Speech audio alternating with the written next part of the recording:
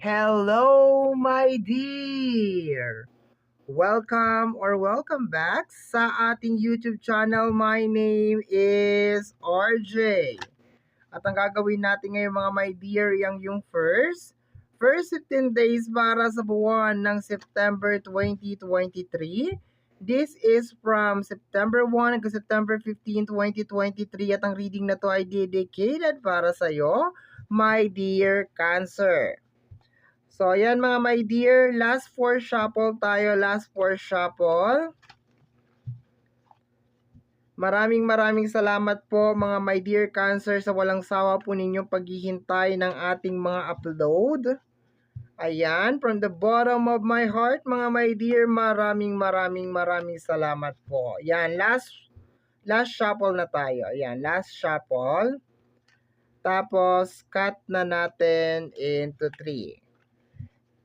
Tingnan natin mga my dear Cancer kung ano mga eksena at kaganapan at kung ano-ano pa na maaari mo makasalubong sa iyong first 15 days of September 2023. Let's start.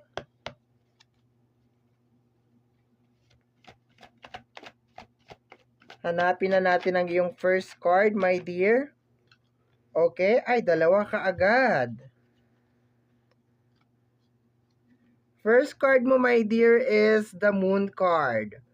Sa paglabas ng Moon card, my dear, meron ako nararamdaman dito na separation or parang long distance na relationship. Okay, yun na nakikita ko dito. Okay, or nararamdaman ko sa card na ito, my dear. Energy ng dalawang tao na magkalayo. The Three of Swords. Oh, meron kang malalaman, my dear, kasi normally din, ang ating moon card ay nauugnay din to, my dear, sa mga lihim. Okay? So, minsan may lumalabas, my dear, na mga lihim pag lumalabas ang ating moon card. So, long distance relationship or long distance connection, posibleng nasa malayong lugar ka, my dear. And then, meron kang malalaman na balita or meron kang matatanggap na balita na posibleng hindi mo magugustuhan kasi meron tayo ditong Three of Swords. Okay, dagdagan pa natin yan, my dear.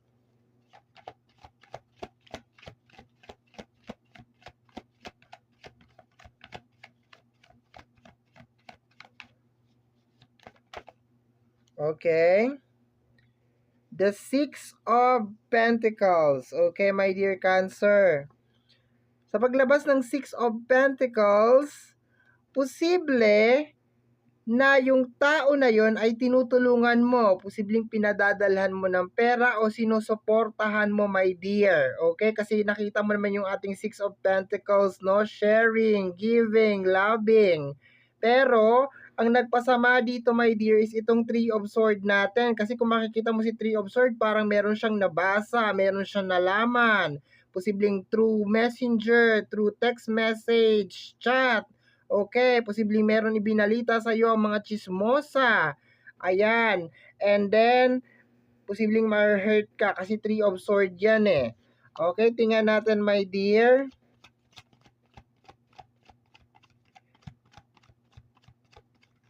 Oh, ang dami. Babasahin ko to. Akala mo ha, babasahin ko to. Okay. The Nine of Swords. Ayan, my dear Cancer. Oh, stress na stress ka, my dear.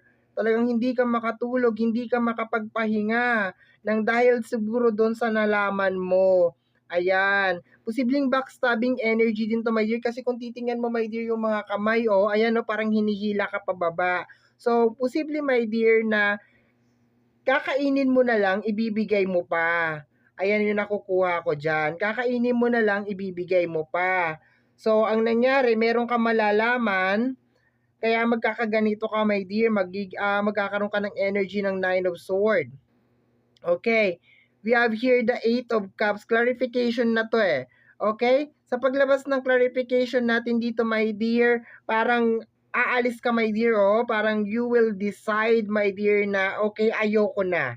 Okay? Makikita mo si ating Eight of Cups, the walkout queen. Ang tawag ko dito, walkout queen, kahit hindi naman siya queen. Ayan, oh. lumabas siya ng bahay, hindi tinapon niya yung kanyang cups o yung kanyang iniinom, parang sinasabi niya dito, I'm over. Ayoko na. Okay, sawang-sawa na ako. Ilang beses na kitang pinagbigyan, ilang beses na kitang inunawa, sinuportahan kita, ibinigay ko sa iyo lahat and everything and everything, everything. Nagtatrabaho ako, tinitiis ko lahat dito. Ayan na nakikita ko dito sa card na to. And then, ayan, umalis ka my dear. Yan na nakukuha ko dito. So, sa first 15 days of September, merong mga hiwalayan na mangyayari. So, posible my dear, itong lihim na matutuklasan mo my dear, ito yung magiging dahilan kung bakit ka magdidesisyon my dear na mag-Eight of Cups, okay? Parang pagod na ako, ayoko na. Okay? Three of Swords, ang kasama niya dito ay Hangman. Ayan. So, posible ang malalaman mo, my dear, is backstabbing energy. Kasi yung hangman is nakabaliktad yan, my dear, posibleng sitwasyon, okay? So, posible, my dear, na alam ng tao na to na naghihirap ka, alam ng tao na to na nahihirapan ka sa sitwasyon mo as of this moment. And lahat ginagawa mo, my dear, para makatulong. Okay? Tinitiis mo. Ibig sabihin, my dear, hindi naman as in like sabihin natin na nahihirapan ka sa okay, siguro na magbigay, na mag-support, okay? Kasi parang inihila yung energy na hindi naman talaga as in mahirap yung sitwasyon mo. Yun nga lang, mahirap siguro kasi kinakailangan mong malayo sa pamilya, parang gano'n ang nakikita ko dito, kinakailangan mo magsakripisyo. And at the same time, siyempre pinagpaguran mong pera yun, so ipapadala mo, ibibigay mo, itutulong mo sa kanya, kahit siguro meron na kayong mga past issue. Okay, yun ang nakikita ko dito. But so far, sa paglabas ng ating Three of Swords and the Hangman, ang nakukuha ko dito, my dear, is parang minamanifest nitong tao na to na talagang maghirap ka. Dito naman sa ating third row, my dear, nakikita ko dito na parang ang tingin kasi nila sa'yo or ang tingin niya kasi sa'yo is very stable ka na or napakarami mong pera. Okay, so I think yung pinakamaliwanag na message dito, my dear, is malalaman mo na merong tao na parang ginagamit ka lang.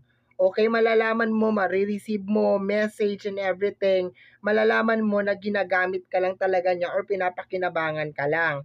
Okay, kuha pa tayo ng isa pang card. Additional message pa tayo, my dear, dito sa ating Nine of Swords, Sleepless Night. Ay, dalawa. Okay, babasahin ko pa rin ito, my dear. We have here the Death card and the Wheel of Fortune. Yes, my dear, may mga break-up nga, my dear. Pero bago mag-ending to, my dear, bago mag-ending yung connection ninyo, is makakaranas ka muna ng matinding stress, posibleng mga 9 to 10 days, yung posibleng isang buong first 15 days of September, my dear, and then after nun, magdi-decide ka ng mag-end. So, ang first 15 days of September is more on paglabas ng mga sikreto, and then pati na rin yung ating mga gabay, yung ating universe, my dear, yung gabay, yung universe, yung ating mga guardian angel ay tinutulungan ka, my dear, na ma-expose itong katotohanan. Okay, ginagamit ka lang, my dear, ginagamit ka lang, pinapakinabangan ka. Kasi bakit? Meron ditong Six of Pentacles also. Parang pera lang talaga ang gusto sa'yo, my dear. Okay? Meron kang Death card, oh. So, tatapusin mo to. Sa paglabas ng Wheel of Fortune, my dear, ayan. So, gagawa ka ng panibagong buhay dito, my dear. Titingnan natin kaabang-abang, my dear, ang yung second half of September, second half 16 hanggang sa katapusan, no? Kung ano yung mga bagay na gagawin mo dito. Kasi parang mag-new beginnings ka na dito, my dear. Finally, parang sinusukuan mo na yung energy ng kasinungalingan at mga panloloko. Dalawang card talaga, my dear, yung lumabas.